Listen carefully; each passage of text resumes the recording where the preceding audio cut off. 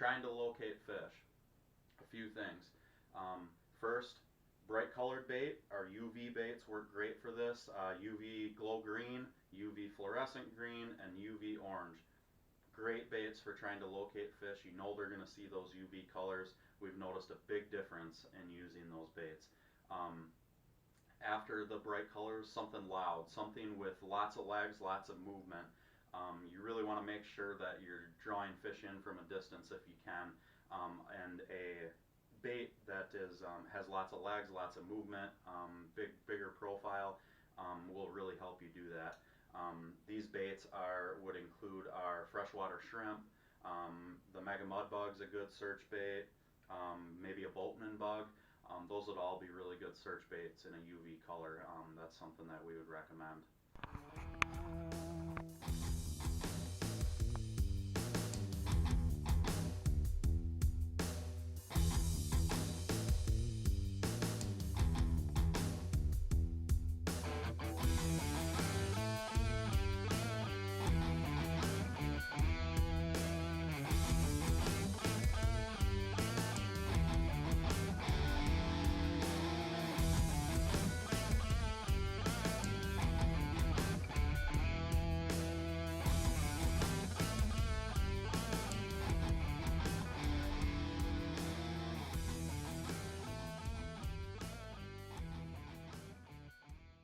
We always say if you can mark fish and consistently get them to come up and be interested in your bait, you should be able to catch them on one of our plastics.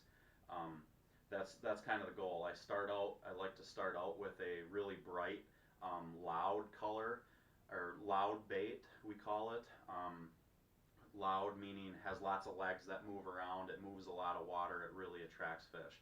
I like starting out with something like that because it helps you locate those fish. You know they're going to see it, you know they're going to feel it, they're going to come in to investigate.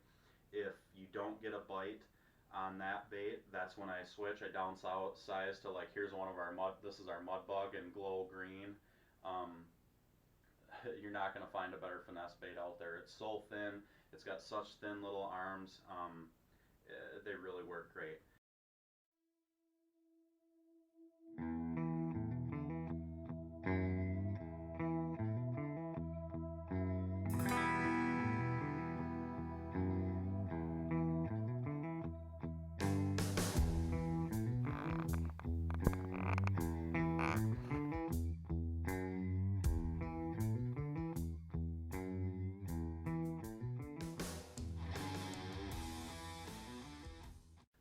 You'll notice in the video when Derek doesn't have any fish on his screen, he's jigging really hard, really fast motion, really trying to draw attention.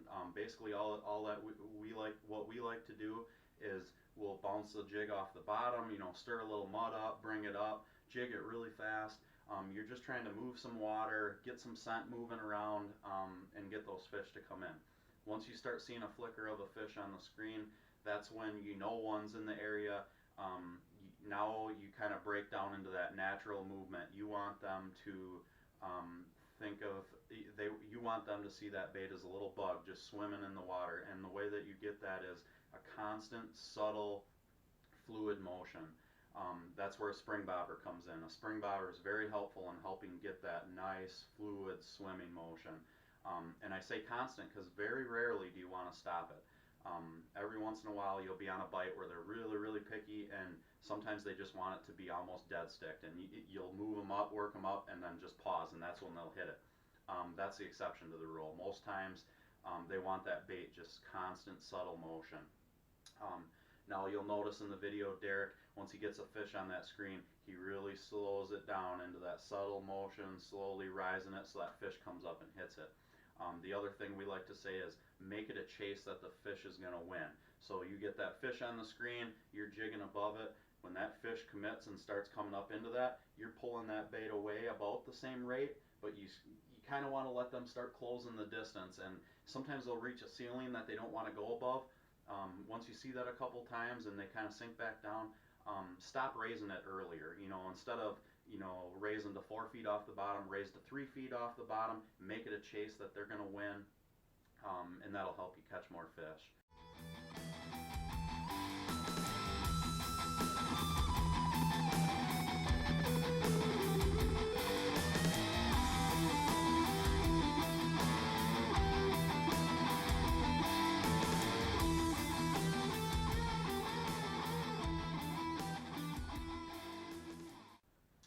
Other tips, as far as the setup, I prefer an inline reel. Brandon uses a spinning reel. He catches more fish than anybody, so don't have to have an inline. To me, the advantages of the inline is you can use fluorocarbon line. Very hard to use fluorocarbon on a spinning reel. It just really twists up. It gets a lot of memory. With the bigger spool, you can get away with it. I'm a big fan of fluorocarbon because it sinks. So where mono or braid, they both float. So that's going to take a little bit of weight off your jig actually, because it's going to want to float. The fluorocarbon sinks. It's invisible in the water. Very tough and abrasion resistant. I think it's ideal for ice fishing. A lot of times the water clears up, so you really want it to be invisible. I'm really comfortable catching big fish. I mean, we'll get a few 4 or 5 pound bass throughout the year on 2 pound test line. And that's the other thing. Line makes a big difference. Now there's places you can get away with using 3, 4, 5, 6 pound test. It doesn't matter. Either the fish are so hungry, it doesn't matter, the water's cloudy, what have you, but there are places where the line makes a difference. I always err on the side of caution on there. I might have one rod in my bag that has 3 pound test on it. All my other ones are 2. Like I said, we catch 4 or 5 pound bass on them.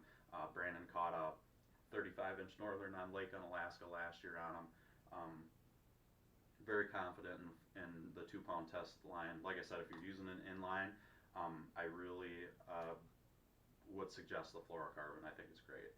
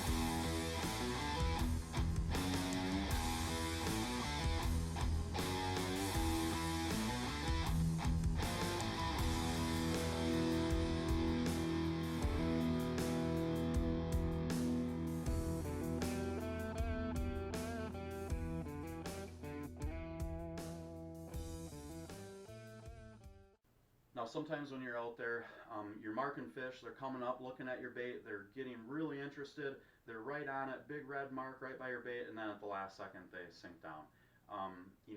Most of the time you're going to want to change colors, change profiles, you're going to want to change something up. They're seeing something they don't like. But before you do that, before you toss that bait and put on a new one, I would bring it up, jig it in your hole once and just see how it's moving, see if you notice anything off. Like I mentioned earlier, you really want it sitting nice and horizontal, and you don't want it spinning. So before you go ahead and change baits, bring it up once, adjust that bait on your hook, and then drop it back down there. And sometimes that's all it takes, is they just need a little bit better presentation. They have no problem with the color, no problem with the profile. They're going to hit it.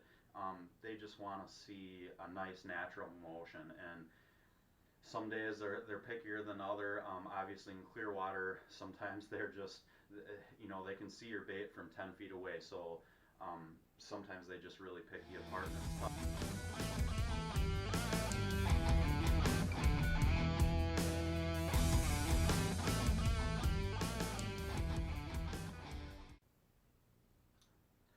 Another tip for you on the ice this year, once you decide on your bait and you get that rigged up, before you ever drop it down, jig that bait in the water. Put it in your hole, jig it, watch it swim.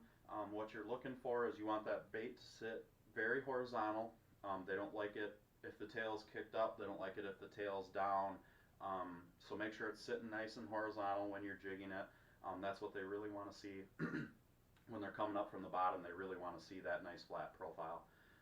Other things, when you're jigging it, make sure that you can jig it multiple times and it keeps facing relatively the same direction. You don't want to be jigging it and having it spin circles. Just looks really unnatural to the fish. They won't hit it.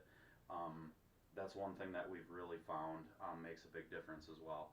So keep in mind when you're hooking your plastics, get them hooked up, put them in your hole, watch them swim for a while. For one, it helps you practice your jig and stroke to get that nice fluid swimming motion. For two, make sure that you have your bait hooked correctly and it's going to catch fish for you. You don't want to be wasting time putting it down 20 feet if it looks bad and you're going to turn fish off.